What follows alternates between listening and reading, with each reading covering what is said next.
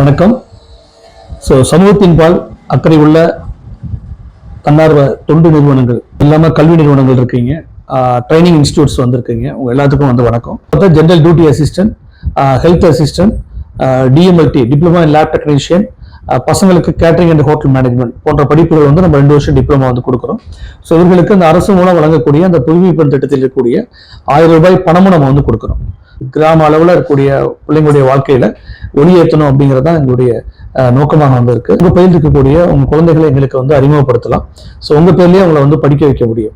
எங்க கல்லூரியில் ஏன் சேர்க்கணும் அப்படின்னு பார்த்தா, நீங்க நர்சிங் அசிஸ்டன்ட் போன்ற படிப்புகள் குறைந்தபட்சமாக ஒரு 1 லட்சம் ரூபாய் இல்லாம நீங்க படிக்க முடியாது. அதுதான் என்னுடைய நிலைமை. ஆனா நாங்க அந்த கல்வியை முழுக்க முழுக்க இலவசமாக தருகிறோம். எங்க அறக்கட்டளை கொடுக்குது.